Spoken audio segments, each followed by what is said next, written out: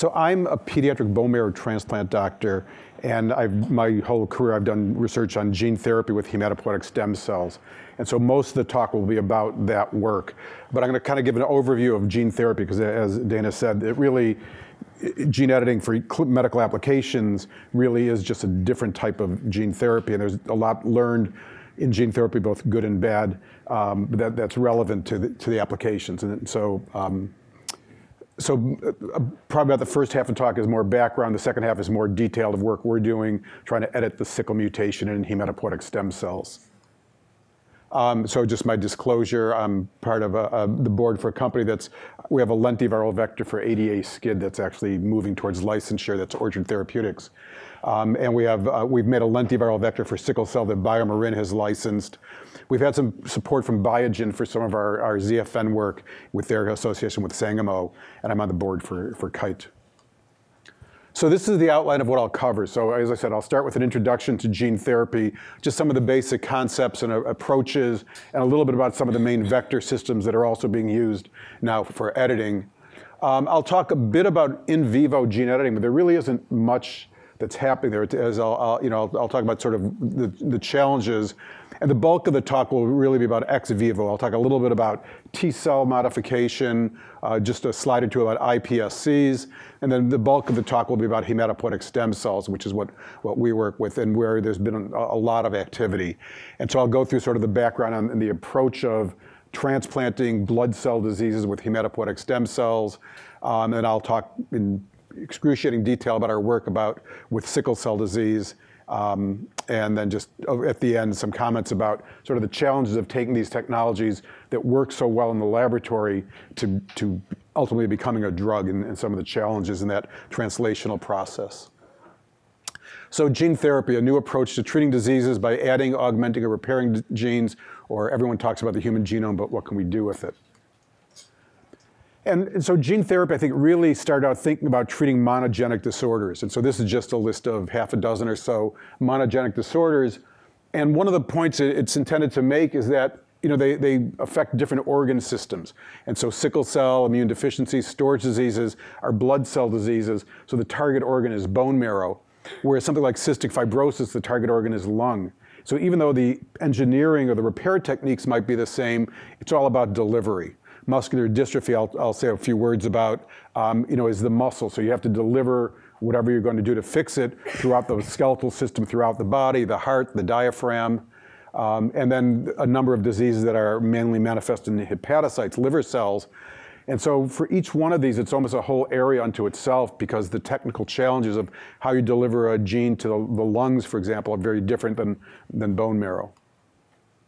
And then as gene therapy grew, the thoughts went beyond just monogenic disorders. And so there's a whole variety of approaches to many other diseases, cancer and leukemia, infections, cardiovascular, neurologic, and there's really some nice progress in some of these. So spinal muscular atrophy, for example, is a horrible congenital disease where babies are born and their peripheral nerve system degenerates.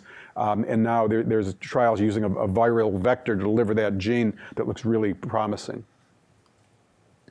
And so this slide just sort of compares and contrasts gene addition to gene editing and sort of some of the pluses and minuses. So gene addition typically uses viral vectors, although there is work with non-viral gene delivery methods, to add new genetic material to cells. And this can either be permanent using integrating vectors or transient with plasmids, RNA, et cetera. And some of the advantage of this is that it is quite efficient. So the vectors that have now been derived over two, three decades are quite efficient at delivering the genes to the targets in most cases. This has been effective in many settings. So there are now a number of diseases that really respond to gene therapy. And the ADA SCID that I mentioned that we're working on, we think it's becoming the standard of care. So there's a lot of experience with gene therapy, but there's also significant disadvantages. And you may know, and I'll talk about it briefly, the issue that when you add genes to the genome randomly with viral vectors, there's a risk of insertional oncogenesis causing genotoxicity, and that occurred in clinical trials. And then another problem is that the transgene, when you put it in just with a little viral promoter driving the gene, and you stick it at different sites in the genome, expression is variable and typically imprecise. So there's been, my lab has an ongoing project for 20 some years to make vectors that express a gene exactly as it would endogenously. But it's very hard to do that because our genes are in a whole chromosomal context. It's very hard to get all those elements to fit in a viral vector. And so some diseases, again, like ADA SCID, where it's a housekeeping enzyme, you just need a little of it and a lot isn't a problem, it's easy. But other diseases where you need a very precise regulation of the gene to not have problems, it's hard to do with viral vectors. And so editing, is the great hope for many diseases, because if you edit the endogenous gene, it should be permanent. You would avoid this problem of randomly integrating genome perturbation. And ideally, you should get physiologic gene expression. I'll show you one example of a project one of my colleagues is doing, inserting a cDNA and getting relatively regulated expression. The disadvantages, there are the potential for off-target activity that I'm sure you've talked about a great deal, that we don't know how much of a problem that is, but it's certainly an issue that needs to be addressed. And then one of the other challenges is just to get especially gene repair to occur, it may be suboptimal in many cell types, and I'll show you some of our work with hematopoietic stem cells. And so I'm sure this is now the 15th version of this slide that you've seen this week. So this is our version of, what we're trying to do clinically is to basically repair a mutation. You can either disrupt the gene, you can repair the gene with a donor, or you can insert like a cDNA and override any downstream mutations.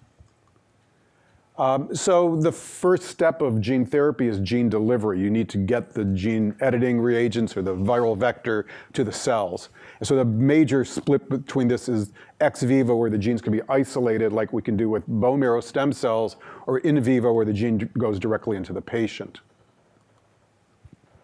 And so this just kind of cartoons that. And so, for example, a lot of viruses, if you put them into the bloodstream, mainly wind up in the liver. A lot of the cardiac output goes there. And in fact, in the liver, the endothelium has spaces, fenestra, where like chylomicrons and stuff can get to the liver. So viruses get there. So the vast majority of an adenovirus, an AAV virus that you put in the bloodstream goes to the liver. And so if you're trying to do that, that's very advantageous. If you're not trying to hit the liver, then that's a problem that you need to avoid. And so that would be various approaches to, for example, I'll just mention later one slide, AAV vectors carrying zinc finger nucleases put into the bloodstream to edit genes in the liver. And then the alternative is ex vivo, where you can take the cells out of the body, manipulate them in the laboratory. You can purify the cells you want, you can test them in some cases, and give them back. And so that certainly has advantages when you can do it. And so blood cell diseases, we can take hematopoietic stem cells out of the body, manipulate them, and put them back in, so it works very well. You obviously can't do that with most solid organs. You can't take the lungs out, trypsinize them, make a monolayer, modify them, and put them back together yet. And so it's limited to only really blood cell diseases for the most part.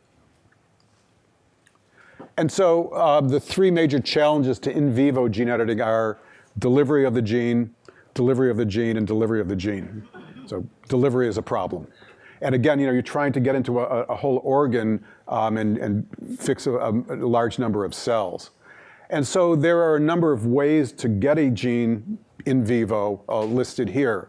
And so one is systemic injection. Put it into the bloodstream and either have something that will target where it goes. As I said, spontaneously things tend to go to the liver. You can put antibodies, you can put other homing molecules on it, you can make nanoparticles and try and have them localize.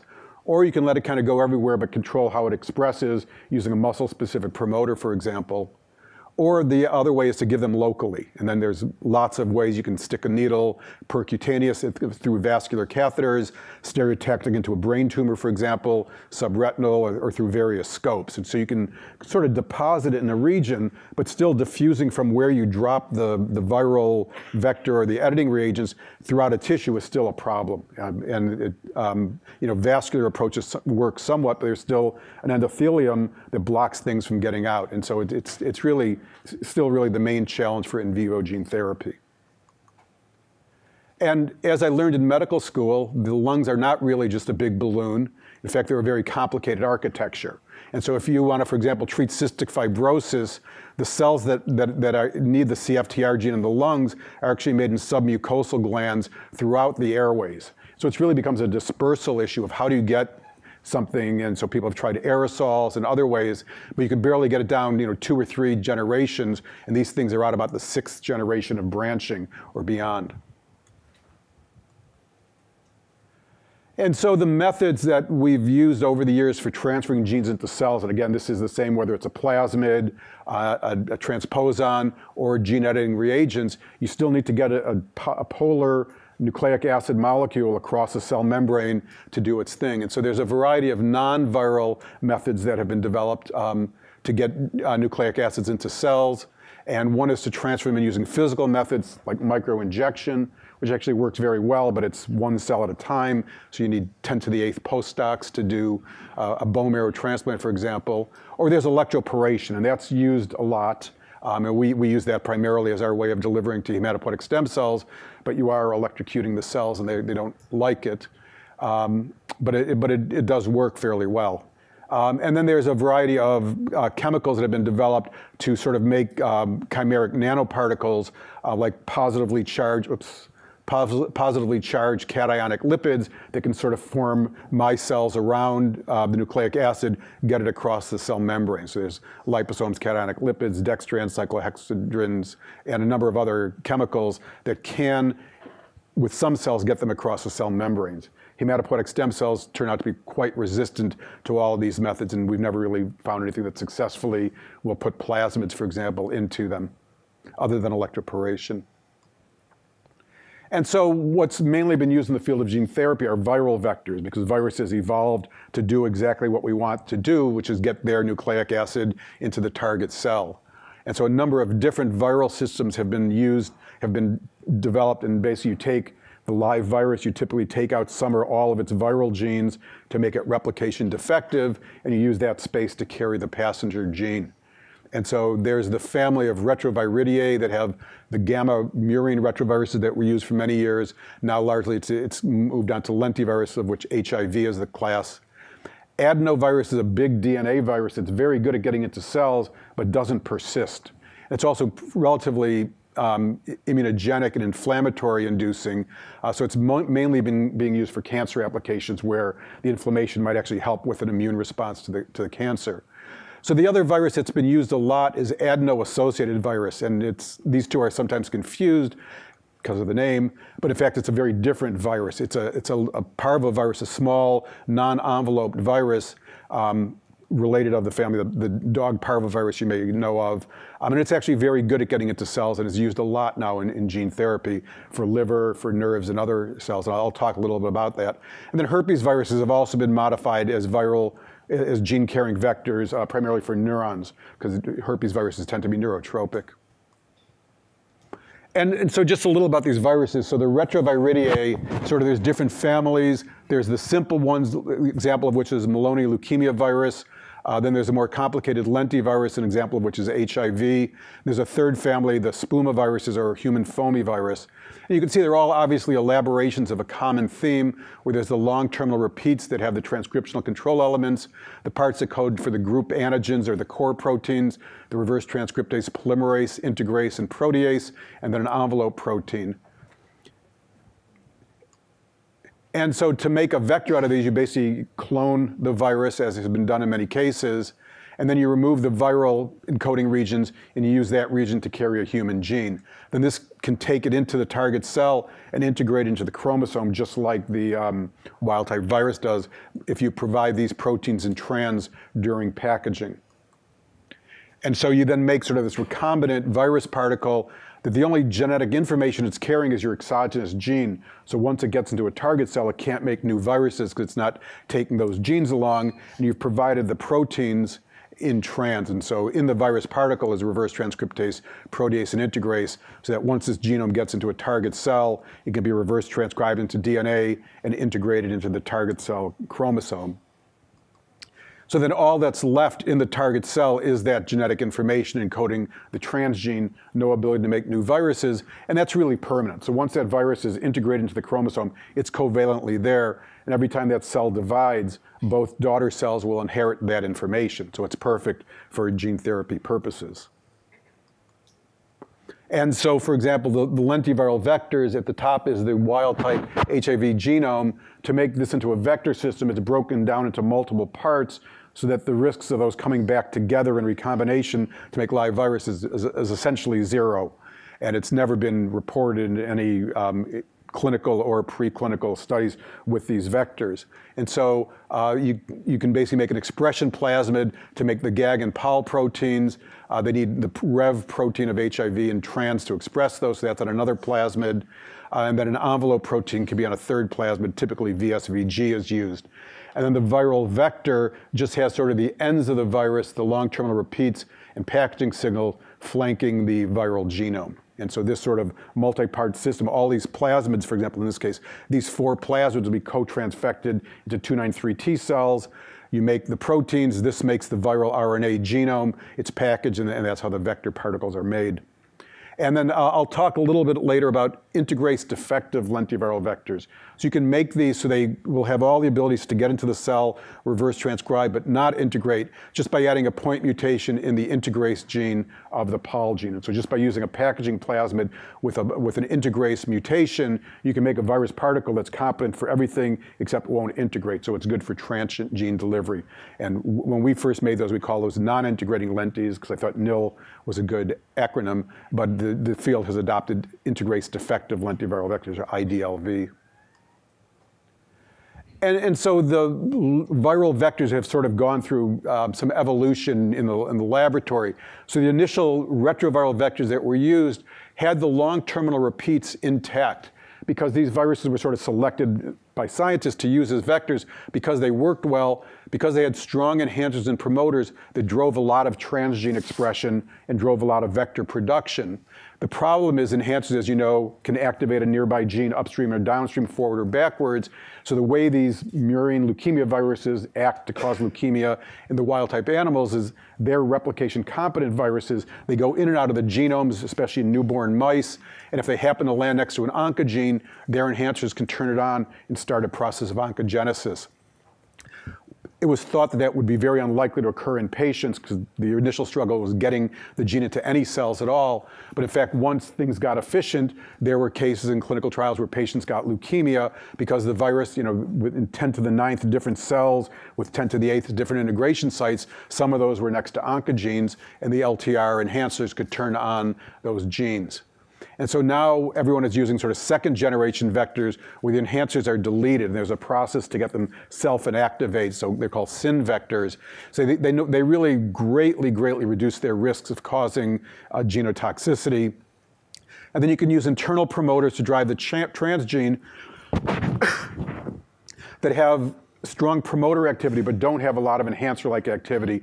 And so you can show in mouse stem cells, for example, the ability of these vectors to transform cells is reduced basically to unmeasurable levels, whereas these clearly can transform, for example, mouse hematopoietic stem cells in culture. So then just the other viral system to briefly just mention is Adeno-Associated Virus. I talked about it a bit before. So it's a pretty simple virus. There's really 2 open reading frames that makes replication proteins and the capsid proteins. And the key to it is at the end of these inverted terminal repeats. And so to make a vector, basically all you need is the ITRs flanking a transgene. And so I guess this is the vector. And it has these inverted terminal repeats with whatever gene you want to carry. And then you provide in trans the rep and cap proteins, and it's adeno-associated virus because it requires some adenovirus proteins, so you can provide those in a plasmid also, transfect those into 293 cells, and you make lots of virus. And so the pluses and minuses of adenovirus is the genome size is very restricted, and it needs to be about 4 kb plus or minus about a half a kb, and so you can't put large transgene cassettes into it. And it doesn't integrate. So it tends to persist in target cells as an episome or in concatemers, which can persist long-term in a non-mitotic tissue. And so in hepatocytes of adults, for example, or in dogs, it'll persist for a decade or more at least. But in a dividing cell like hematopoietic stem cells, it will be diluted out because it doesn't replicate once it's there. And so you get a finite number of genomes in the target cells, but if the cell divides, they'll get diluted out. And so what do you do with these viruses? So in vivo gene delivery, so anywhere you can stick a needle, you can deliver vectors. And in fact, there's very successful clinical trials for Leber's congenital amaurosis, not the most common disease, but it's a retinal defect where patients develop blindness in the first decade or two of life because they're missing a protein involved in the retinal pigment epithelium, which is a layer of cells in the retina that supports the photoreceptors. And as the RP degenerates, the photoreceptors degenerate. So people have a number of trials using adeno-associated vectors carrying, for example, an RPE65 gene injected subretinally. So you anesthetize the eye, you inject subretinally, the virus can spread whatever area it can reach and provide the gene into those cells and repair the function. And there's a whole list of other similar monogenic retinopathies that could be treated by these approaches. And so the Leber's, again, is moving towards commercialization and maybe one of the first gene therapies to be approved in the US. The trials have been fairly promising. But for each individual disease, because it's a different cDNA, it's not clear how much developmental work is needed to bring it along. And the same thing will be true in editing. If you use a different guide, is that a different drug and you need to start at the beginning, or can you build off a platform of experience? One other in vivo gene editing, or I guess one of the few in vivo gene editing that's moving towards the clinic is this work done by Sangamo with academic investigators. And that's where they're using zinc finger nucleases to deliver the clotting factors affected in hemophilia, so factor 8 or factor 9, into liver cells. And so they're basically targeting the albumin locus with zinc finger nucleases to then homologously recombine a expression plasmid making factor 8 or factor 9 into the albumin locus, which is a nice very active transcriptional locus for it to reside in and release the clotting factor into the bloodstream. And so basically they have one adeno-associated virus with left ZFN, one with the right ZFN, one with the cDNA donor. Those are all injected intravenously. And if you get enough coincidence of all three vectors in a hepatocyte, you then can make a cleavage event in the albumin gene and get homologous recombination to insert the transgene. And in fact, it works. So this is just showing cleavage at the albumin locus in hepatocytes in vivo. And then this is production of the clotting factor in the mice treated by this method. And so this would be a therapeutic amount. And there was a viral dose-dependent increase in clotting factors in the mice. So this is moving towards clinical trials. I believe they have an IND already open, and there will be clinical trials with this approach. So this would be one of the first, or the first in vivo editing study, as far as I know. But that's kind of it so far with at least moving towards the clinic with in vivo editing. As I said, mainly limited by the delivery. I think that will get solved. There's a lot of advances in nanoparticles, for example, for delivery that I think they have a lot of promise. Oh, sorry. So one other disease that's not there yet is Duchenne's muscular dystrophy, another monogenic disease. It's an X-linked disease. And the affected protein is dystrophin, which is sort of a linker protein between the actin skeleton and the muscle cell wall. And it turns out it's the biggest gene in the human genome. It's something like 28 kb, I believe, or maybe it's bigger than that. And it has these multi-repeated elements that sort of form this rod. And there are a high prevalence of mutations in this region that makes the protein non-functional if they cause frame shifts. And so it's X-linked, so it affects boys. And they have progressive muscle weakness, so they often wind up being in a wheelchair and even ventilator dependent by their teen years. So it's a bad disease. And there's been a lot of work on gene therapy. So because the gene is so big, it's been hard to get it to fit into viral vectors. So it turns out that the protein will function without many of these repeats. And there's a variant of Duchenne's called Becker's muscular dystrophy, where there is a shortened dystrophin protein. The patient has a very mild muscle disease. And so people have made micro and mini versions of dystrophin to try and fit into viral vectors. But of course, you could also edit the gene. And so it turns out that some of the most common mutations, different patients have different mutations, but some of the most common ones are sort of in these middle exons and domains for those repeats. And so one approach, for example, a common mutation in exon 51 that causes a frame shift, if you cut with 2 guides around that whole region and chop out those regions and bring them together, you can get a quite functional protein. And so it's been shown in vitro and in muscle cells that this kind of deletion of the mutation will restore the reading frame and can provide some partial function back to the protein. But again, the issue will be how do you deliver those editing reagents throughout the musculoskeletal system. And AAV might work. So different AAV capsid serotypes have different tropism. And there are some that are relatively muscle tropic, and this is just a mouse with getting a GFP vector, showing that if you inject the vector IV, I guess this one was actually carrying a dystrophin in an MDX mouse, you can see that there is expression of dystrophin, at least throughout the sections of tissue that they biopsied. The question is how homogeneous throughout the skeletal system does this occur? And then the other challenge, obviously, is a mouse is about 20 grams. The patient's going to be 20 kilos or more, so you need a 1,000-fold scale up in vector production to make enough to treat one patient.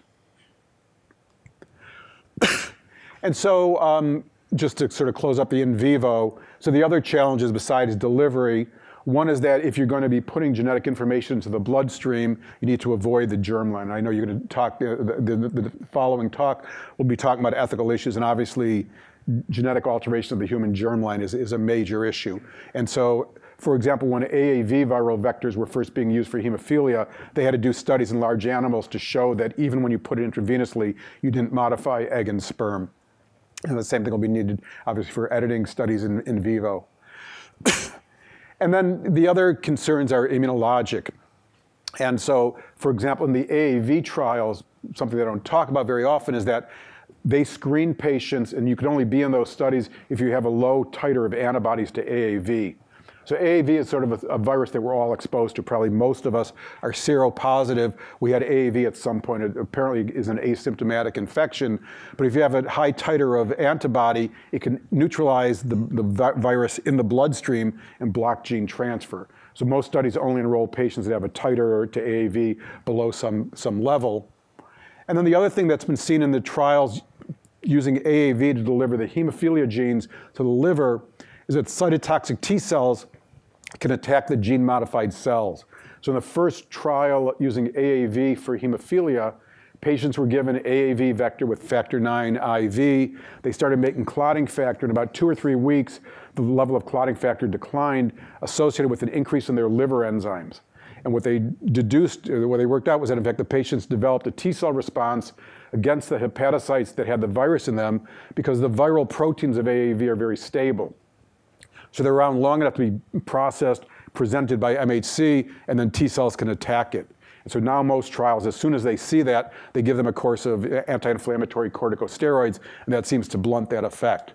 But so you can have attack on the gene-modified cells and eliminate them, and that target can be the transgene product itself. So if you're treating a patient who's been completely lacking in a protein, the normal protein can be a foreign antigen, so they can reject the transgene product. The editing reagents like Cas9 certainly can be immunogenic, and I've heard, though I haven't seen the data, that many a high percentage of people have antibodies to Cas9, presumably from bacterial exposure, or vector components like the AAV capsid.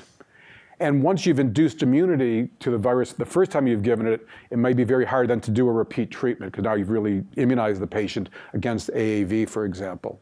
And so that remains a challenge, although, as I said, for hemophilia at least, for a one-time administration, it seems that anti-inflammatory steroids are sufficient to blunt that response. So any questions about in vivo or any things that talked about viral vectors? Yes? For the Duchenne muscular dystrophy, would it be possible to do it ex vivo in these muscle stem cells and re-inject so that they could populate, replace the diseased tissue?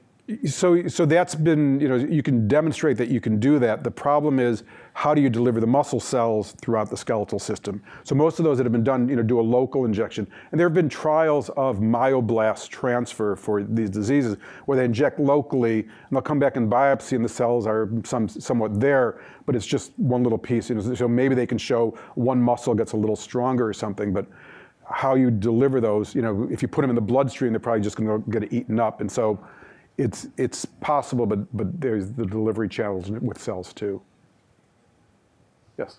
So I noticed with the muscular dystrophy,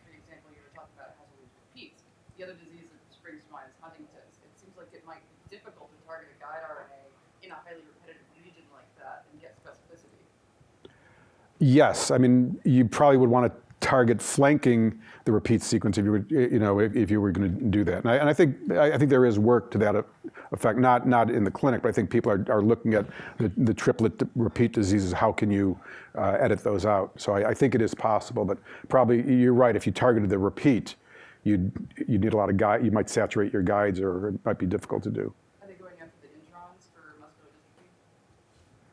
I was trying to figure out where they could even target them that long. Yes, I think they're cleaving in introns, and then that way you'd still have the splicing signals around the joint to just splice around it. Okay, so on to in ex vivo. I guess a couple of other words on cancer, obviously an important problem. And again, for gene therapy or gene editing, the first thing that springs to mind is, well, why don't we just get rid of the mutant oncogenes? So if cancer is basically driven by either overactive oncogenes or inactive tumor suppressor genes, why don't we just edit them and either repair the oncogene, like make a RAS mutation, revert it, cleave fusion oncogenes could be a very good target because that joint is a unique DNA sequence, or reactivate inactive tumor suppressor genes like P53. And you can certainly do that in the laboratory. The challenge, again, is in a patient with cancer, they may have cells throughout their body or in a big hypoxic tumor mass, and how do you target it? And if you only get 99% of the cells, which in most editing experiments you'd be very happy if you got 99% targeting, that's only a 2-log reduction in tumor burden that might give them a couple of months of clinical remission before it grows back. And so you really need perfection to make this really effective, I think. And so in general, in gene therapy and probably in editing, people have given up sort of those approaches to try and actually get rid of the oncogene. And where the gene therapy field has moved largely is trying to use genes to activate the immune system against it, or augmenting cancer immunotherapy. And as you probably know, there's a new approach to treating cancer, chimeric antigen receptors. And I'll show you one very timely in the news story. And so these are proteins that are made by sort of fusing antibodies and T-cell receptors. And so you can take the antigen recognition domain of an antibody protein, make it as a single chain antibody, and fuse it to the CD3 zeta, which is a signaling domain of the T-cell antigen receptor, to make this chimeric antigen receptor that can recognize an antigen like an antibody, so it can recognize a surface protein. If expressed in a T cell, this will then signal into the T cell as if it's seen its target antigen through the T cell receptor and allow it to then kill the cell. So that's sort of shown here. Here's the T cell expressing a chimeric antigen receptor. It engages on a surface target on a tumor cell, activates the T cells both to release cytolytic molecules as well as pro-inflammatory cytokines, and kills the cancer cell. And it's just some T cells attacking a tumor cell. And there have been a series of advances in this. So the first one's just used the CD3 zeta domain. Those are called first generation. But in fact, T cell activation typically requires at least 2 signals, both the T cell receptor as well as a co-stimulatory molecule. And so Michel Satterley at Sloan Kettering, I believe, was the first one to incorporate a co-stimulatory domain as well as the CD3 zeta. These are called second generation CAR. And then people started elaborating multiple co-stimulatory domains, third generation CARs. And in general, these get progressively more active, or they activate T cells better. And this is from one of the first papers where a patient with a very high level of a B-cell leukemia treated with their own T cells modified with a CAR against CD19, a protein on B lineages, completely had elimination of all their leukemia cells. And this is now going on in hundreds or maybe thousands of patients for a number of B-cell malignancies: Hodgkin's lymphoma, non-Hodgkin's lymphoma, CLL, acute lymphoblastic leukemia. And as you probably saw in the paper just 2 days ago, the FDA advisory panel has recommended that the FDA approve Novartis and Kite Pharma's applications to have their CD19 CAR drugs approved. And so for this approach, so this is a miraculous patient. This is a girl who had pre-B ALL. She'd been through multiple rounds of treatment and relapse, was really literally on death's door. They made CAR T cells for her at CHOP UPenn, gave them to her. She got very sick and wound up in the ICU as an effect of the T cells, a side effect, and now she's completely in remission, I think 7, 8 years later. She was like 6, I think she's treated, she's 13 now, I think. And so it really is a miraculous thing, and many patients with otherwise fatal B-cell malignancies are either cured or have long-term remissions from this approach. So it's obviously going to be a very good drug and very useful. However, to date, it's really only worked well against CD19 positive B lineage malignancies, and efforts to target against, for example, solid tumors have not been so successful. You need a unique tumor antigen that's not on normal cells, or if it's on normal cells, you can do without those. So for example, when you're attacking CD19, these patients completely lose all their B cells, but you can treat that just by giving them intravenous gamma globulin. And so it's an expendable normal off-target site. But most other antigens are expressed diffusely, and so it's been difficult to find good targets that are on the surface that an antibody can reach and that are either unique to the tumor or the normal tissue is expendable. And so gene editing is now being used to try and make these approaches better.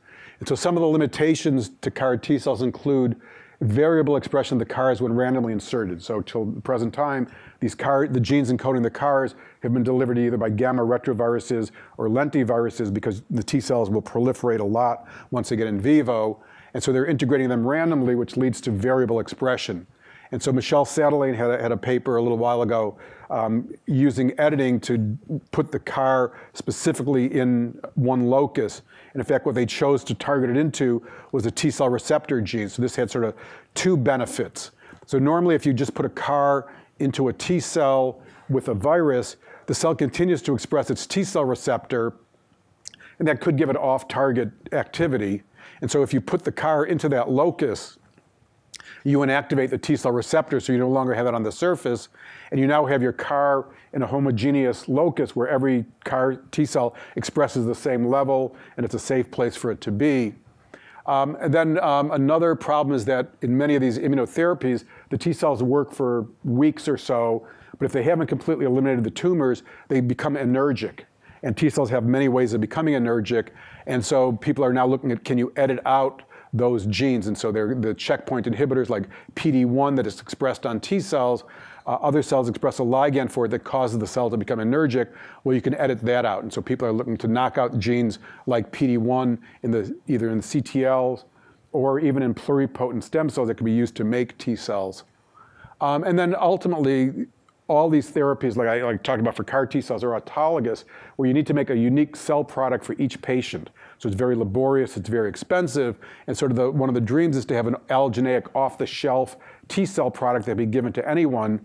One of the major barriers are that those cells will express the patient's HLA or MHC molecules and lead to rejection. And so you could also edit those out of the cells and make something that's universal. And in fact, that's been done. Selectus has used megatels, I believe, to edit out the HLA gene, or the beta-2 microglobulin actually, that's needed for class 1 expression, and made CAR T cells, and one patient so far has been treated with and had a good response to those, to allogeneic mismatched cells. So there's certainly a lot to be done with editing to make immunotherapy better. And then, one of the big hopes in cellular therapy are induced pluripotent or embryonic stem cells, because they can theoretically be used to produce any cell or tissue or organ for therapy. And iPSCs can be derived autologously from the patient, which provides a perfect match. But again, this requires a product development for each patient, which is expensive and takes many months. We have a project at UCLA to try and make retinal pigment epithelial cells from patients. And it's about 9 months from skin biopsy to fibroblast to IPS to RPE.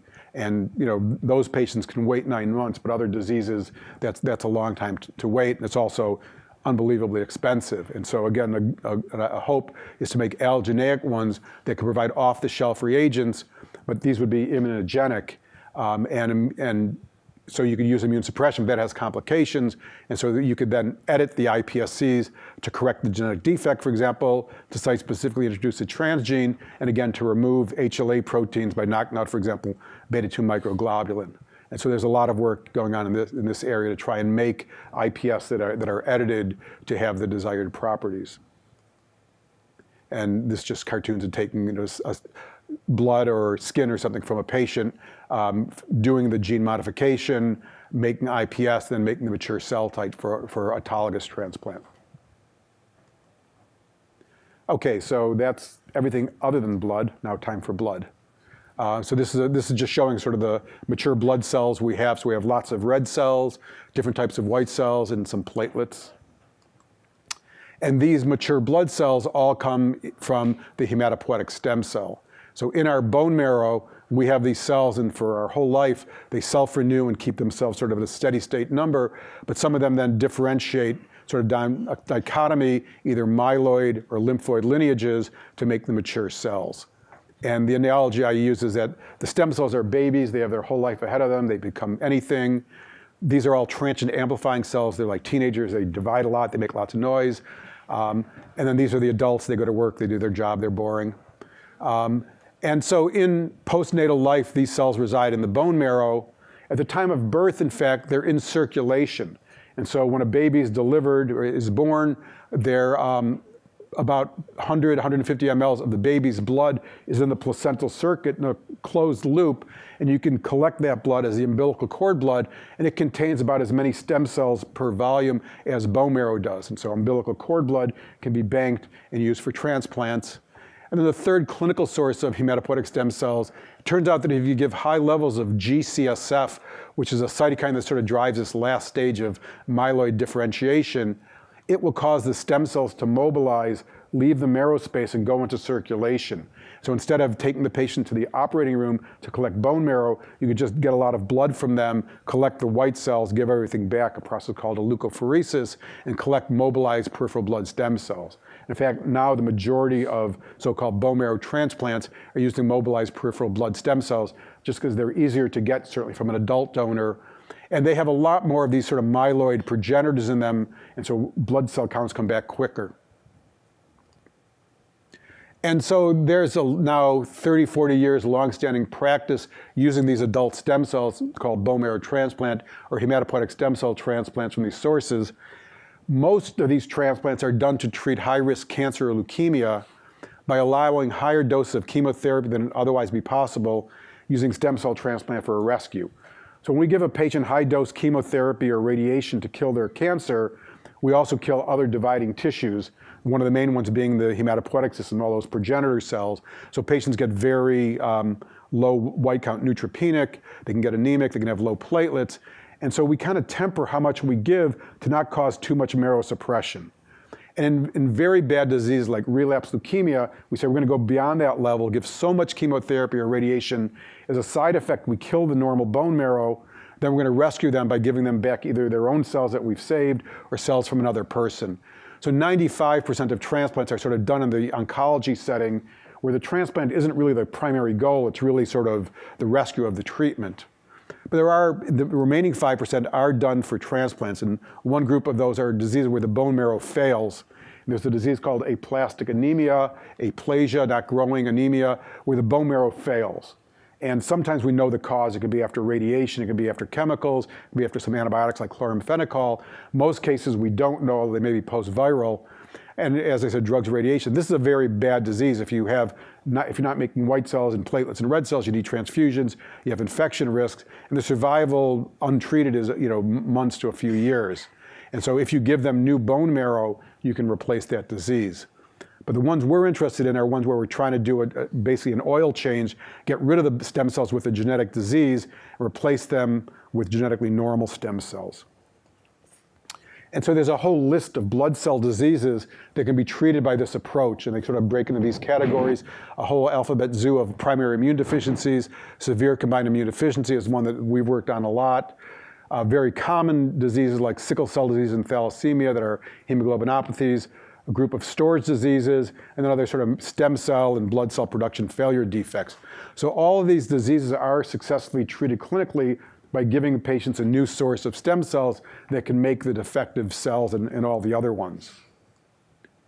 And so in gene therapy, the goal is to make the gene be normal in the stem cells.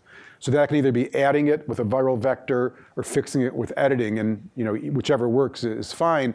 But it needs to be in the stem cells because these are the ones that are permanent and lifelong.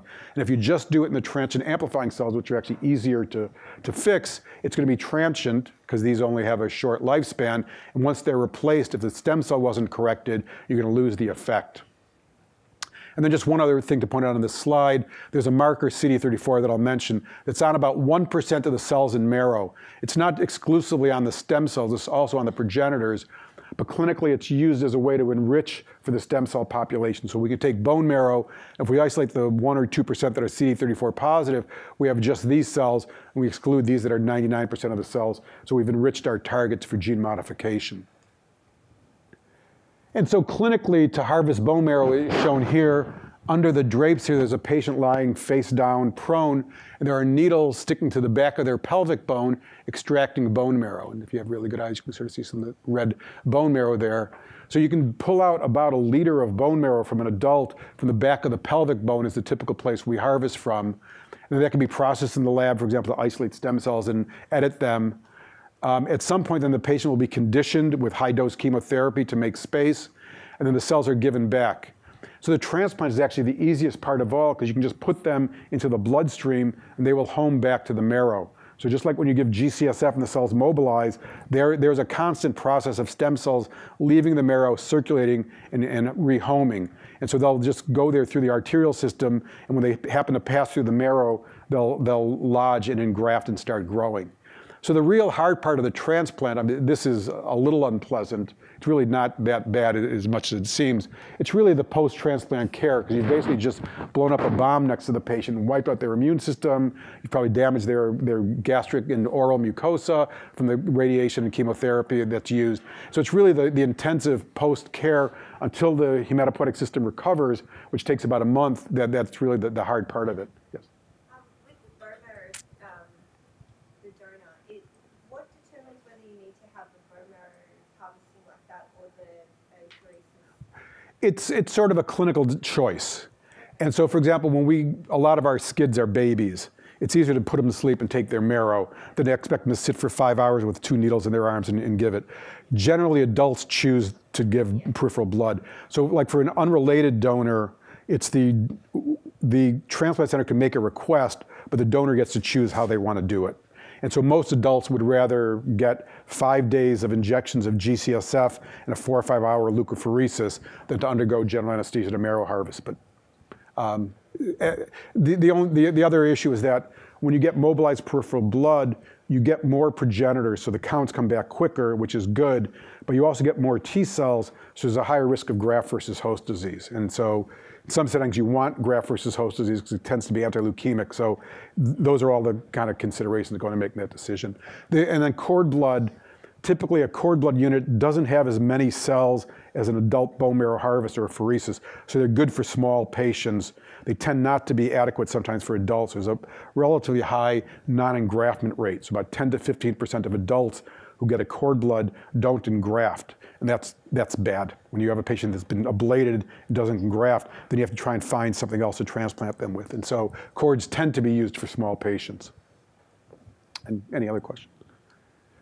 So this is compressed in one slide. This is for actually a review article we're trying to get into Science on the history of hematopoietic stem cells. So it really began like everything does with basic science. And so in the 50s and 60s, scientists sort of defined that the blood system comes from stem cells that live in the bone marrow. So the hematopoietic stem cell was sort of defined, at least conceptually. And by the late 60s, early 70s, the first human allogeneic stem cell transplants were done initially for SCID. Then obviously all the molecular biology happened, cloning of viruses and genes that enable gene transfer. And then there was the retroviral vector followed by the lentiviral vector era. Then experimentally, sort of in the 80s, it was shown that in fact these retroviruses would put genes into murine stem cells. The recombinant growth factors that we use to activate the stem cells were identified and cloned. The idea of giving less than full conditioning, reduced intensity conditioning was developed, and CD34 immunoselection was developed, enabling sort of the technology. So the clinical trials sort of went through phases of no efficacy in the 90s, efficacy but genotoxicity since the late 90s, early 2000s. Now hopefully we're in the era of efficacy and safety, and a number of immune deficiencies, hemoglobinopathies, and metabolic diseases have been treated, and now we're entering into the age of editing with the development of the nucleases. And so just this issue of conditioning. And so this is, do you want a little poison or a lot of poison? This is USC versus UCLA color scheme for LA people. So if your marrow is filled with these USC stem cells and you give some UCLA stem cells, there's really not much space. The niche is basically full, and you get close to no engraftment. And we, in fact, our initial gene therapy trials, we didn't give any conditioning and we didn't get any engraftment. And we know that if you fully ablate the marrow, so you give them like 1,000 centigrays of radiation or high-dose chemotherapy of certain drugs that really kill the stem cells, you can empty the compartment. So the small amount of cells that we get from a marrow harvest, for example, can largely fully engraft the immune system. And what developed in the field of transplant sort of in the 90s into the 2000s were mini or reduced intensity transplant conditionings. And it turns out you can sort of dial it up. And for example, we've done experiments where we give mice 200 centigrays or 600 centigrays or 1,000 centigrays, give them the same cell dose, and you get graded engraftment. And so depending on how intense you condition them, you can make more or less space. And so obviously the less you give, the safer it is. The more you give, the more engraftment. So it's a matter of finding sort of what's the sweet spot to give enough. And so the process then of gene therapy, whether it's editing or addition, is you collect stem cells from the patient. In this case, it's showing bone marrow. You take the cells to the laboratory, so ex vivo, you enrich the stem cells, typically with CD34. You add or fix the gene. Then you formulate them for intravenous administration. And you may either freeze the cells at that point, which gives you more time to condition the patient, or in some of our protocols, we sort of squeeze this all in one time. Then you give the cells back to the patient. And so one of the other factors that enabled this that I mentioned was sort of over time throughout the 90s, identifying the cytokines that drive this pathway and identifying some of the earliest acting factors that ideally can make the stem cell self-renew. Because at least the Maloney gamma retroviral vectors will only go into a cell that's actually undergoing mitosis. So we needed to culture these cells, which are mainly G0, in activating cytokines long enough to have them divide to take up the retroviral vector. Lentiviruses actually will go into the cells just after activation, so just a day in culture, and we can get lentiviral vectors into them. So typically now we use recombinant FLT3 ligand, c-KIT ligand, which is also called stem cell factor, and thrombopoietin, which although it's a platelet factor, also acts on the early stem cells. So we culture the cells in those three cytokines for a day to pre-stimulate them, and then we do either editing or viral addition. And so part of this then becomes, oh yeah, yes. Is there an additional selection step to ensure that the CD34 positive cells that you get are truly HSCs and not like the common myeloid versus lymphoid progenitors? Right. So the question is, do we do anything to make sure we're just giving back these and not all those? No, we don't. So basically we let the biology sort it out. So you give this mixture of cells. In fact, some of these might be useful for early blood cell production. So as long as these are in there, over time they'll dominate. So you don't really need to. We actually just published a paper showing that if we take the next step of, so it turns out that most of these progenitors have CD38 on their surface. So if you get CD34 38 negative, that's kind of like this set. So it's enriched another 10 to 30 fold. You don't get better engraftment, but you need less viral vector. So if you're treating 10-fold less cells, you can get away with 10-fold less editing reagents but really biologically, it doesn't matter whether you give whole bone marrow or you just give these pure stem cells, because these are the only ones that are going to function long term. Sorry, also in the previous slide, I think you should, This one? maybe one, yeah, this one. So do the patients that actually have the mixed donor chimerism have a higher rate of autoimmune disease or like higher rate of adverse like immunological events? Right, so patients who are left sort of in this kind of state, it really depends on the disease. So for sickle cell, for example, if these were from a donor, there's two issues. One is the immune reactivity, and so you worry, is this a stable state, or over time, will the donor's immune system start eliminating the patient's, will the recipient cells reject the donor, for example. In gene therapy, because it's autologous, that's not an issue. But for example, if, in some immune deficiencies, there is autoimmunity as part of it. And if you leave behind the defective cells, they can make cells that can cause autoimmunity. And so for some diseases, we probably do need pretty much full correction. Other ones, for sickle cell, we think if we have about 10 or 20% corrected stem cells, their red cells are gonna have a much longer, they're gonna have a normal survival as opposed to a sickle red cell that has about 10% of that survival. So even 10% might be enough to have a benefit. And so in fact, for SCID, it's thought that maybe 1% corrected cells are enough, which is why it was one of the first diseases approached by gene therapy. We thought even with very low level engraftment of corrected cells, it could make enough T cells to fill up the empty compartment. So it's really sort of disease by disease what your chimerism or mixture goal would be. And so the other part of this then becomes it's sort of cell manufacturing. It's almost like pharmaceutical manufacturing. So for each patient, we go through a process where we get their cell product, either bone marrow from the operating room or peripheral blood leukapheresis from the pheresis lab, and then we have to process it. And so the cells come to the lab, and we might need to red cell deplete it before we CD34 select. And then they're cultured with the virus and the growth factors. And then for any cell product, there's a whole set of release criteria you need to measure to make sure you're giving back the patient clean cells that meet the criteria of purity, potency, safety, and identity. And so it's like every patient, we're manufacturing a lot of a drug. And we have to do all this testing to make sure. Now, when we give the cells fresh to the patient, basically we take them out of the flask, we wash them, run them to the hospital and inject them. We typically only know that the cultures so far are negative. We might know there's CD34 positive cells, and we know a count. When we freeze the cells, or afterwards, when we get fresh cells, we look for all these other things: endotoxin, mycoplasma, how many cells have the vector copy number, how many of the colony form units have the vector in them, et cetera. So it's a relatively complicated process. There's a whole other world of good manufacturing practice or GMP cell processing that's involved. How often does it fail, like practically, that substitute step? And like, what do you do at that point?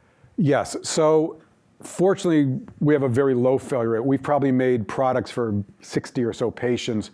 We had one where the cells got contaminated with bacteria during this time point. And in that case, we actually loaded the patient up with antibiotics and gave him the cells. And he had a fever of like 41 for about a day and a half. And it was the worst thing I've ever done clinically. And now he's got a good immune function. So we made the right call. But what we typically do is at the very early stage, when we first get the cells, we take about 10% off the top and freeze it as an unprocessed backup. And so what our protocol actually called for in that situation was not to give the contaminated cells, but to give the backup.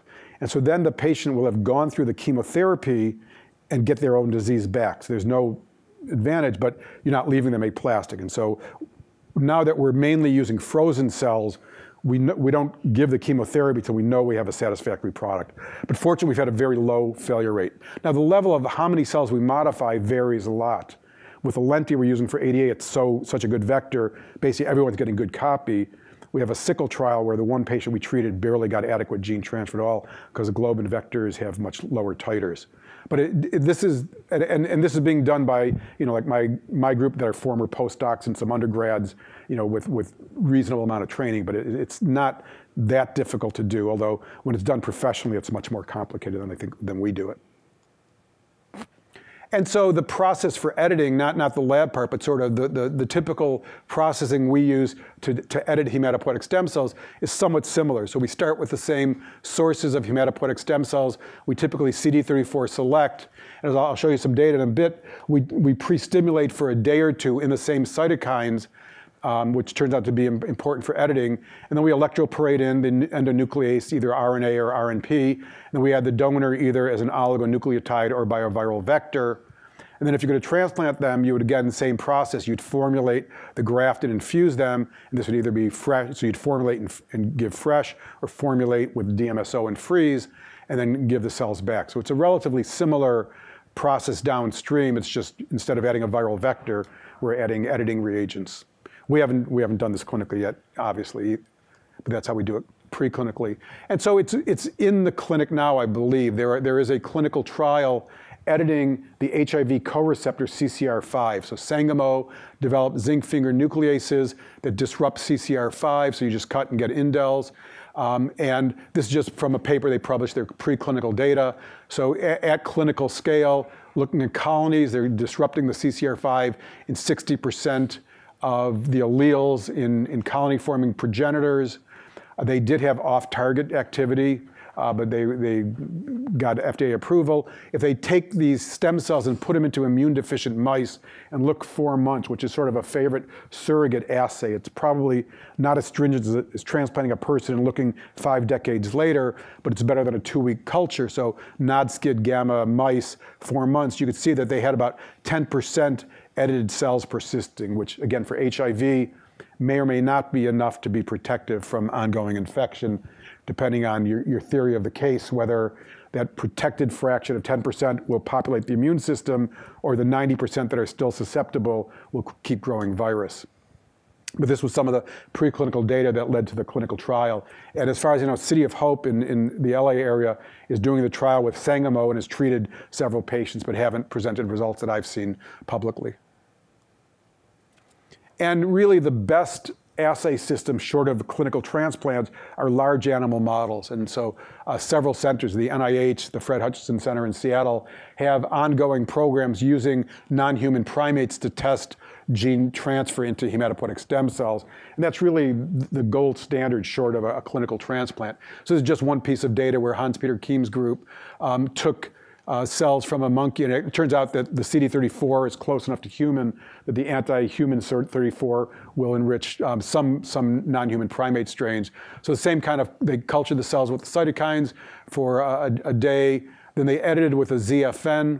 I think it was BCL11A that was their target gene, but it's sort of not relevant to what they were doing. And then they infused these cells into an animal after radiation, gave them 1,000 centigrade, so full ablation, and then studied them later. And the key figure is down here in this panel. And so you can see that initially there was about 30% edited cells in circulation, probably representing editing in the progenitors, which are easier to edit. But over time, it sort of settled down to about 1 to 3%. So it's low.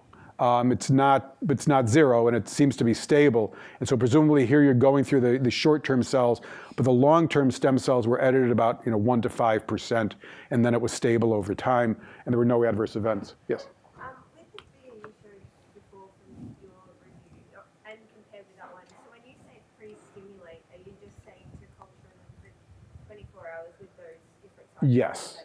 Yeah, that's what we refer to as pre-stimulation. So you're getting them activated before you either add a viral vector or before you edit. And 24 hours is enough? I'll show you some data on that in a minute.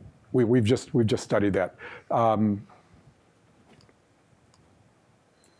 So I'm going to talk about the work we've been doing for hemoglobinopathies. And so I think sickle cell is the first molecular disease, first human disease understood at a molecular level. And obviously between sickle cell and thalassemia causes a great deal of human misery worldwide. So it's important medically, but also from the editing standpoint, it's the best case scenario because every patient with sickle cell has the same single base pair mutation. So if we can't fix that, then all these more complicated things are going to be even more difficult. So just a little review. As you know, hemoglobin is a heterotetramer, 2 beta globin peptide chains, 2 alpha globin peptide chains, each of which has a heme molecule with an iron in the middle that binds oxygen, so you get the cooperative oxygen binding.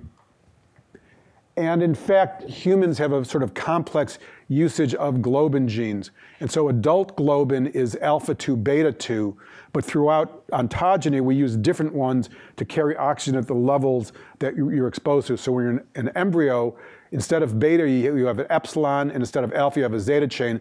And that's very good for carrying oxygen at the very low level that an embryo will see. And then as you become a fetus, you turn on the gamma globin gene. And so fetal globin is gamma-2, alpha-2. And then postnatally, your stem cells switch off gamma and turn on beta. And so you make beta and alpha-2 postnatally. And these just show the genes. So beta globin is on this complex locus where it turns out that these genes that are used sequentially in life are arrayed sequentially. I'm not sure if that, I guess there's a reason for that. So that's the embryonic, the fetal, and the adult globin genes. Nearby beta, there's a delta that's a minor adult globin. I'll talk about that in a minute. And then alpha is on another locus. And we have two copies of alpha on both chains. So we actually have 4 alpha genes. And one set of diseases, of these hemoglobin diseases, are where the gene is defective and absent or non-functional, and those are the thalassemias. So there's beta thalassemias and alpha thalassemias. So one of the clinical points is because alpha is used early on in fetal life, if you have severe alpha thalassemia, you're affected as a fetus. And the most severe forms can be fatal, except modern medical intervention can even rescue those fetuses. Whereas the beta chain doesn't turn on until postnatal life, so the beta thalassemias and sickle cell don't become manifest until postnatal life once you start needing the beta chain. So if you have a thalassemia and you don't make adequate beta, or if you have a point mutation in the beta and you make sickle beta, then disease becomes evident in the first months of life. And so sort of a simplified version from my simplified mind of how sickle works. The mutation in sickle cell changes the 6th amino acid from a charged glutamic acid to a nonpolar valine. And it turns out that on deoxyhemoglobin tetramer, that valine is on the surface where it can interact with a hydrophobic pocket on an adjacent hemoglobin tetramer. So when the hemoglobin deoxygenates, when it drops it off going through the capillary, it has a conformational change, puts the valine on the surface, and if there's enough time while it's still hypoxic, it can start interacting with adjacent ones, forming actually rods and fibrils which come out of solution. So the normal red cell that's very flexible and can fit through capillaries becomes this stiff, rigid sickle cell that gets stuck and causes vaso-occlusion. And so sickle cell affects 90 or 100,000 people in the US, disproportionately affecting minorities, African Americans and Hispanic Americans, cause a whole range of severe medical complications, pain crises, acute chest syndrome, splenic infarcts, renal failure, stroke, with early mortality. Even with all the advances we have in medicine, the average survival, at least in California, for sickle patients is still into the 40s.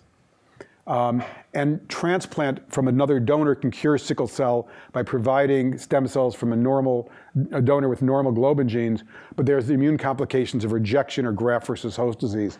So about 500 patients in the US have had stem cell transplants for sickle cell disease, and it's generally quite successful if there's a matched donor. So more than 90% of patients with sickle who got transplanted from a matched donor are essentially cured, with about 5% rejecting the marrow and having their own marrow come back. There have been fewer done from unrelated donors, but those are improving also. And so this is just a sickle patient's drawing of what it's like to have sickle cell disease. And it's really a miserable disease with recurrent pain, lots of medical problems, lots of hospitalizations, really can have very bad quality of life, I said there. And so many of the approaches to treating sickle cell center around the observation of the effects of fetal globin. So I mentioned that, postnatally, we turn off the fetal gamma genes and use the adult beta and a little bit of delta. But in fact, we mostly turn off beta, or mostly turn off gamma. That locus is repressed, but not 100%. Most of us have about 1 to 2% fetal globin, but there are people who don't repress that gene as much and have hereditary persistence of fetal hemoglobin. So the observation, so red cells mostly have adult globin, but variably have small amounts of fetal globin because we incompletely repress that locus. So the observation was made 20 years ago, 20 years ago, that patients with sickle cell disease who express a lot of fetal globin spontaneously actually have milder disease. So this study just looked at a number of patients with sickle cell, measured their hemoglobin F levels, and then looked at their survival as a cohort. And those that made more than 8.6% fetal globin lived a decade longer than those that didn't. And it's clearly beneficial. And the reason is, if this is a gamma chain here, it doesn't have that hydrophobic pocket for the valine to stick to, so it actually repels the HbS, so it's sort of a chain breaker. So a small amount of fetal globin or gamma globin is actually anti-sickling. So in a dominant manner. So if you just have, for example, 8% of it, it gives you 10 years more life. And so a lot of the approaches to gene therapy for sickle cell, besides trying to fix the mutation, are trying to induce expression of fetal globin to get this anti-sickling effect. And so the gene therapy approaches that have been looked at for sickle and thal, so if you're going to put a gene in with a vector, you need to express enough gamma to prevent red blood cell sickling. That might be about 10%. And if a normal hemoglobin level is 15 grams per deciliter, that's what our normal is, you need about 1.5 grams per deciliter, which these vectors can do with single copy. So then you can express gamma and just make more of that. You can express a gamma-like beta. I'll show you one of those. Or you can try and induce the endogenous gamma by disrupting its repressors.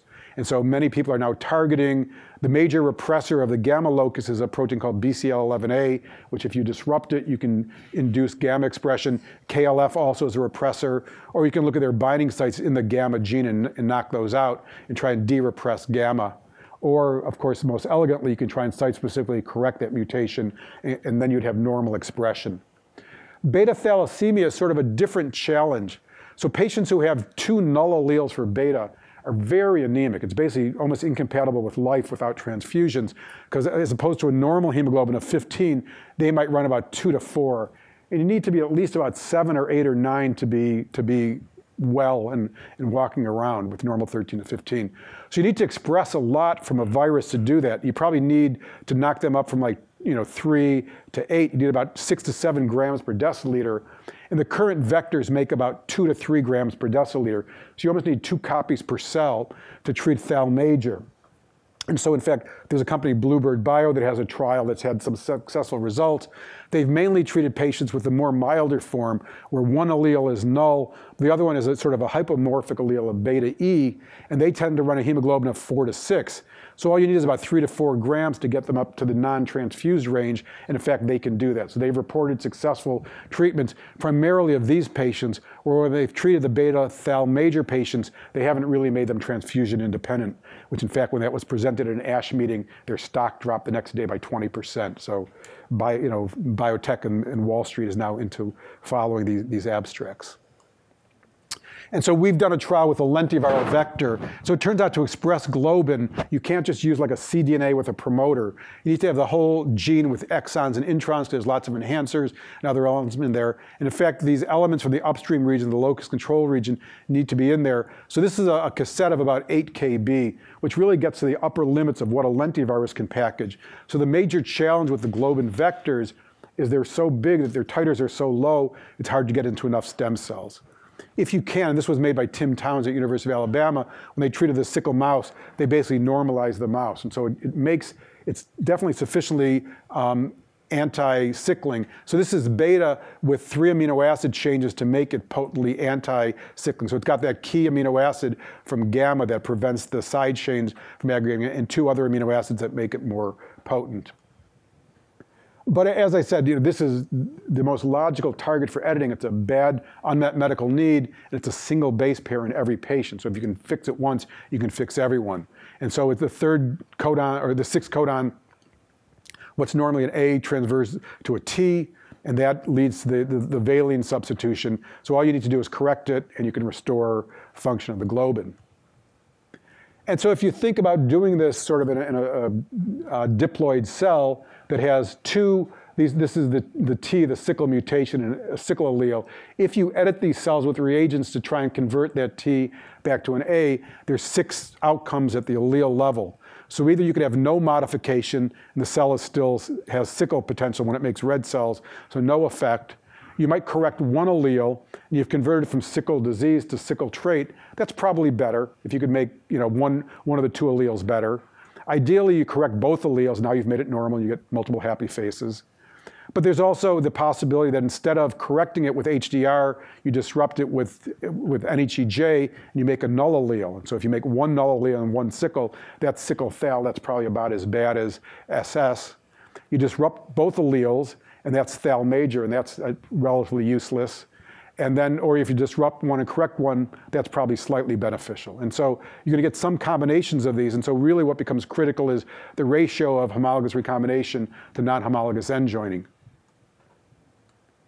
And so I'll take you through some of the work that we've done trying to correct the locus. So we started off working with Sangamo with a set of ZFNs they made that had very high activity. So this is the sickle mutation. This is the wild type A. It's a T in sickle. They made us some zinc finger nucleases that bind right around that mutation. We also have done work now with CRISPRs binding at various sites around there also. And so if that's the sickle gene and that's the sickle mutation, that's where the ZFNs or CRISPRs that we use bind. And then for our donor templates, we either cloned 1 kb of this region, sort of illustrated there, or we just use an oligonucleotide of various lengths, 100 to 180 base pairs with this region. And we typically, besides having either the corrective base if we're working with sickle patient cells or the sickle mutation to knock into healthy donor cells for experimental studies, we have an RFLP nearby we can measure. And so then if we do our correction, we'd have both the sickle mutation as well as our RFLP knocked in. We wouldn't have this obviously in a clinical vector, but it's useful for experiments. And so what we do in the laboratory is we can start with hematopoietic cells, CD34 cells from either a healthy donor or from a sickle patient, and do an in vitro erythroid differentiation and wind up with the nucleated red blood cells. So if we start with cells from a sickle patient, the red cells that we make at the end are actually not sickled sitting in the dish. But if we make them hypoxic, either put them in low oxygen or add sodium metabisulfite, which is a reducing agent, they'll sickle. And if we correct them with the vector or with gene correction, the fraction that we correct don't sickle. So the cells grow out in culture over time, and they differentiate, so they lose the CD34 marker, they pick up glycophorin, a red cell marker, and some fraction of them even enucleate so we can look at their sickling activity. And so when we edited, this is a paper we published a couple of years ago now with these ZFNs, we can in fact show that we correct about 10 to 15% of the alleles when we use a zinc finger in either an IDLV carrying the donor or zinc fingers in an oligo carrying that donor with the HaHa polymorphism. So we can correct some fraction of the alleles, changing them from S to A, but in fact we have more indels. So looking at indels with just the nucleates, we had 60%. When we add the donors, it's down somewhat, but we still have a lot of indels. And it's also moderately toxic to the cells. But if we look at by HPLC, in fact, we can show that in the edited cells, we are now making bona fide A hemoglobin A. So we've really converted the S allele to an A and made the normal protein. And this is showing about, again, in red, about 20% HbA made in the edited cells. We've recently looked at different donors, so we've compared using an IDLV to carry this fragment versus AAV versus adenovirus serotype to go into blood cells compared to the oligo.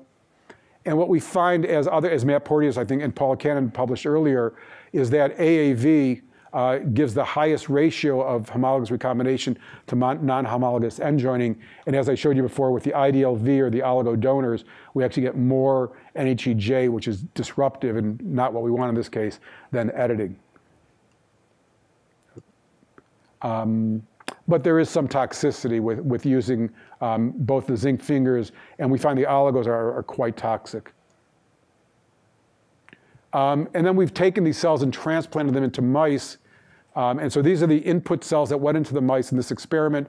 So they had 25% indels and 5% correction.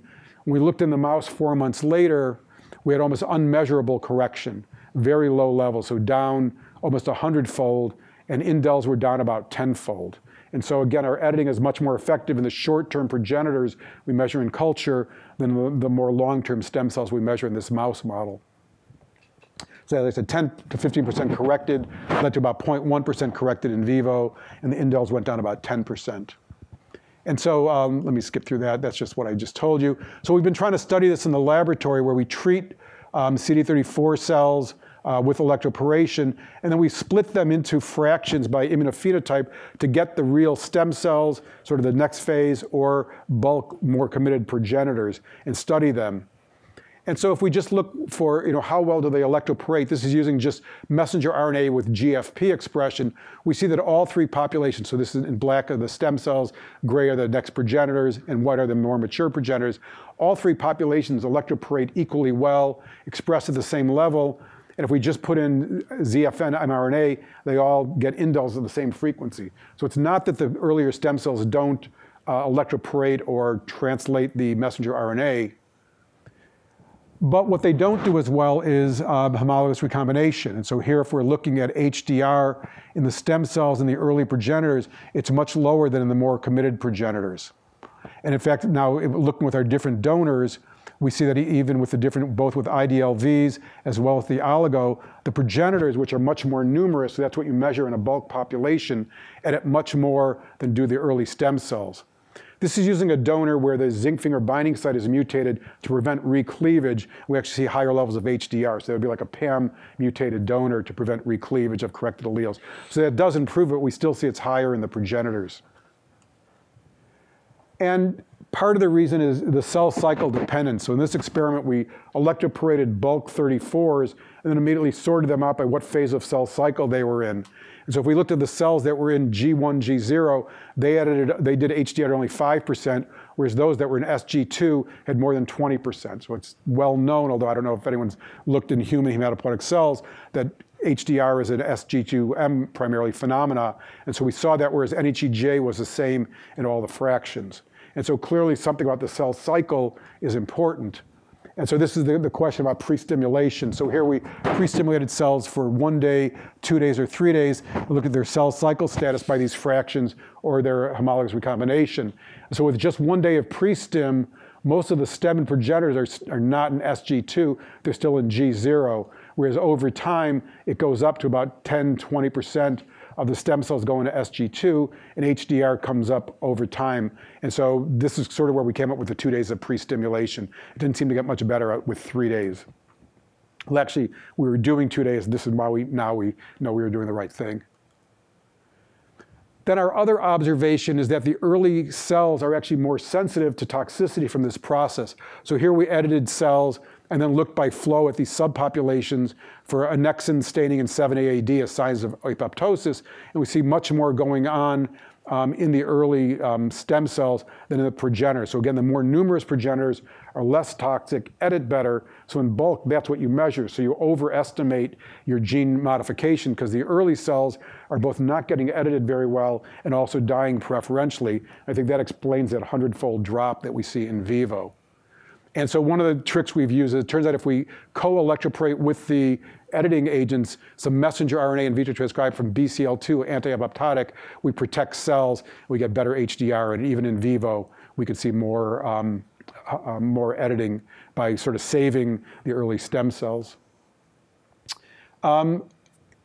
Obviously, a lot of discussion on target, off target. So it turns out we sort of had a nice system to look at the effects of off target cleavage. The ZFN pair that we worked with initially from Sangamo cleave not only on beta, either S or wild type, but also on the nearby delta gene. So again, along the beta globin cluster, right next to beta is a highly homologous, probably rose by gene duplication, delta, minor adult gene. And it, in fact, the left ZFN matches it perfectly, its binding site. The right one matches well at sort of the business end, a little less there. And so we see with this ZFN pair activity at delta. And so we asked, well, are we getting any intergenic deletions? And so we, and in fact, so this is just showing cleavage. This is looking at the different beta globin genes for cutting, and besides cutting on target to beta, we see off target cutting at delta. Other ZFNs don't do this, so it's not to say that ZFNs are bad. We can get CRISPRs that do or don't cut at delta also. This is just an example.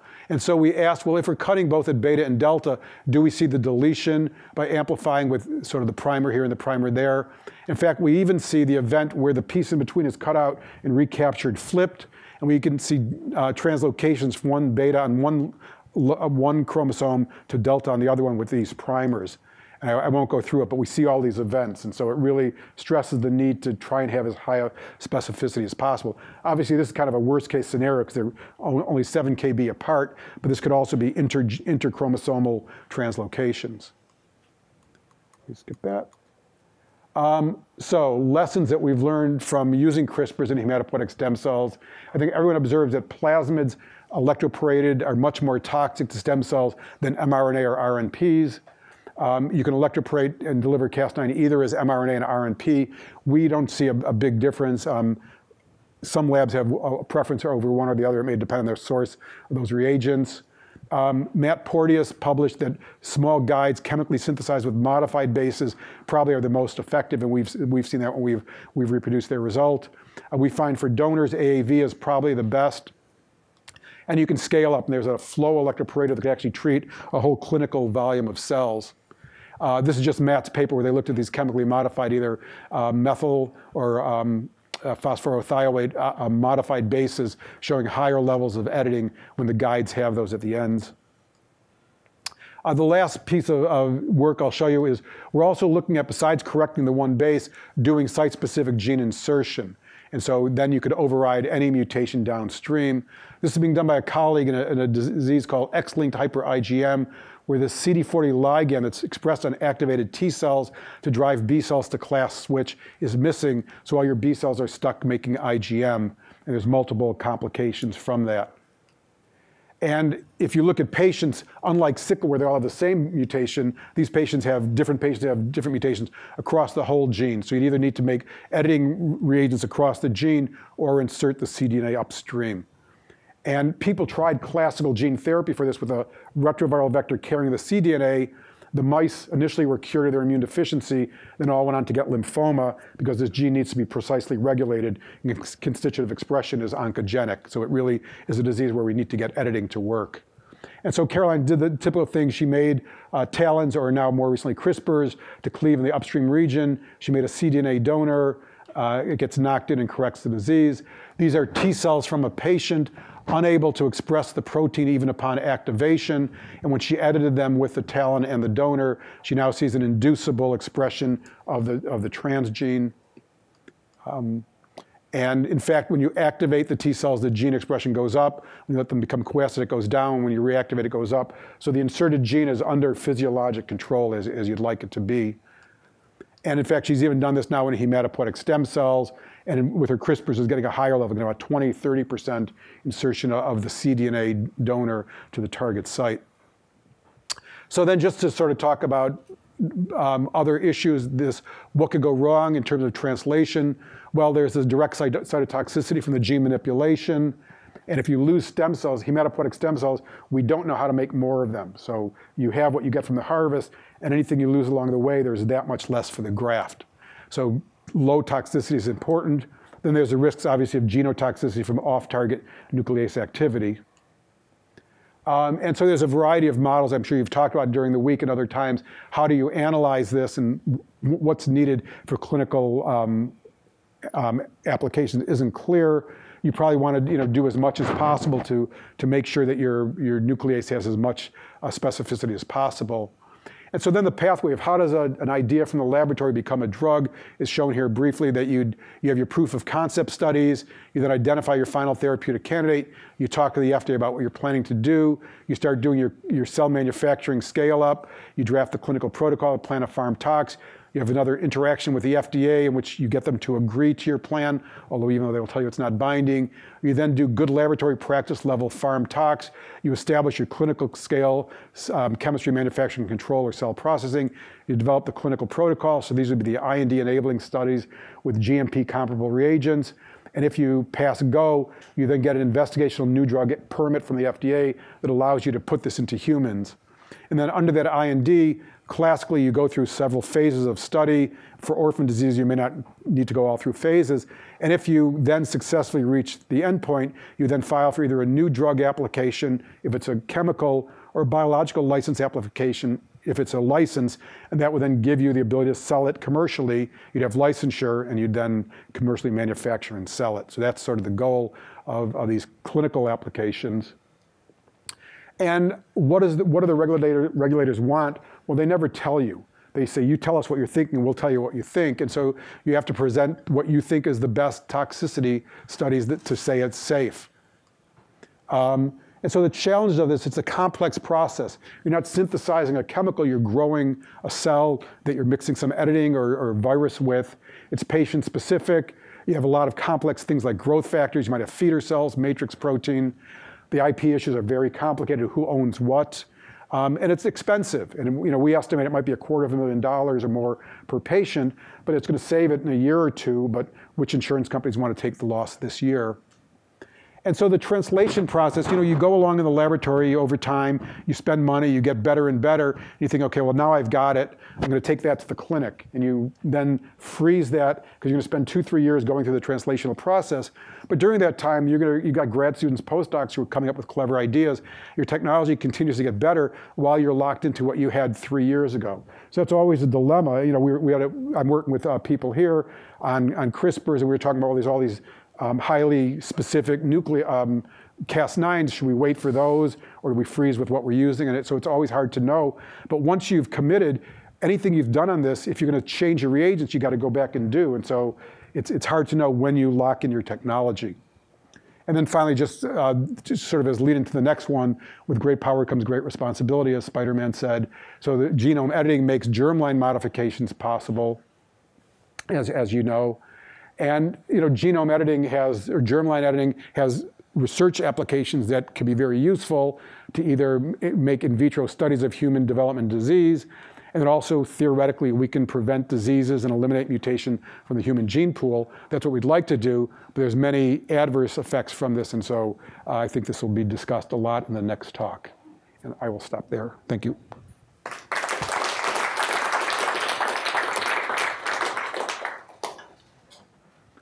That was 103 slides. So,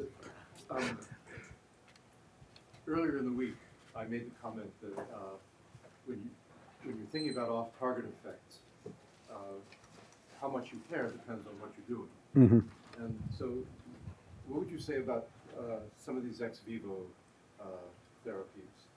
How much do you care about what's going on in the rest of the genome if you're making a sickle correction, turning on fetal globin? What sorts of things do you worry about? Yeah, well, I think it is very important. As we learned from retroviruses, all you need is one bad event, and that could be amplified out. And so, you worry about, for off-target, where is the off-target? So if you're cutting next to MYC, that would probably worry you. If you're cutting in the middle of a gene desert where there seems nothing around, probably less of a worry. So the worries are, are you going to inactivate a tumor suppressor gene as an off-target? That could be bad. And haploinsufficiency for a tumor suppressor gene can sort of be a first pre-oncogenic event. Are you going to translocate from your highly active beta locus into a proto-oncogene? And so clearly where the off-targets are is important.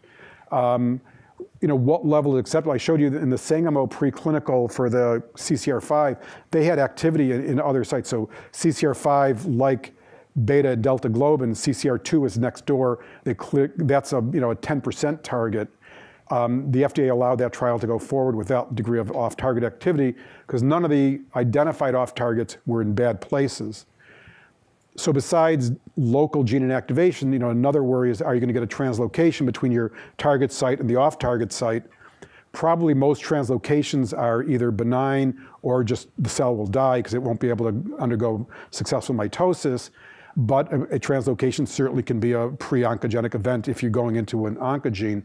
And so I think it's all about knowing for your specific guide what its off-target sites are and how frequently they are, and then doing a risk assessment.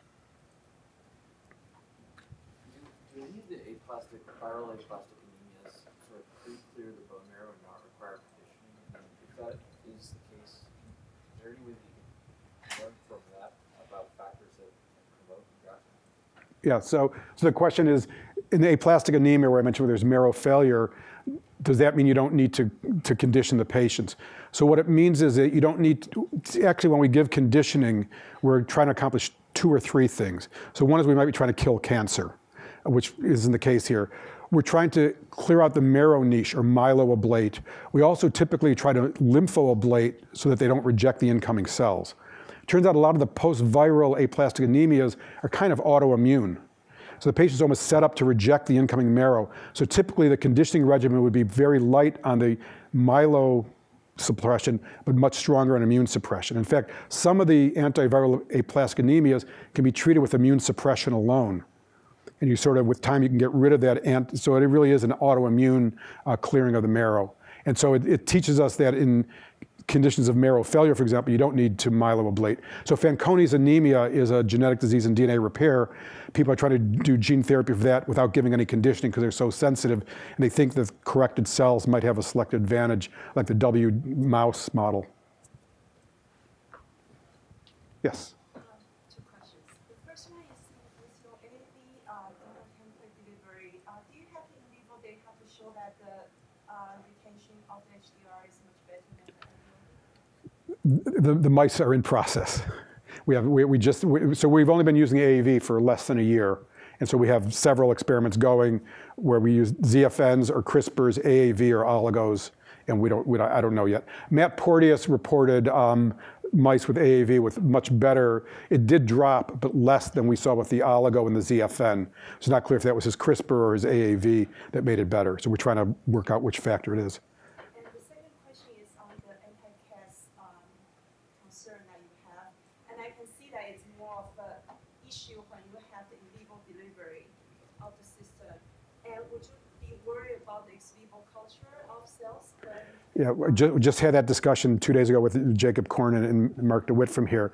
They were telling me, I didn't know that the Cas9 is very sticky, and they think if you use RNP, there's going to be lots of Cas9 on the cells. So we had a discussion, is that relevant? So we're going to try and look at that. You know, if people really do get pre-immunized to Cas9 from gut bacteria, viruses or something, they could then have antibodies that would bind to this Cas9 on stem cells and be a problem. So we need to look at that.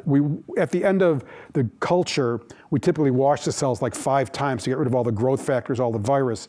So we're going to see what does that do to Cas9. Is there still detectable Cas9 on cells at the end of that? So it might be an issue. So if there is still the residual Cas9 on the cells, what sort of immunosuppression regimen you would have to take in order to prevent the cells from? Well, if it's about pre-existing antibody in the bloodstream, you can't, immune suppression isn't going to work. You could do plasmapheresis, where you sort of deplete the plasma, but that really only gets rid of what's in circulation. Most of your antibodies are actually out in the tissues, so very quickly it comes back. But you might be able to sneak, do a plasmapheresis and very quickly deliver it. So that could be a problem. But if you used messenger RNA instead of RNP, there would probably be much less Cas9 on the cells. So that might then tip it to expressing the Cas9 in the cells with RNA rather than adding RNP particles.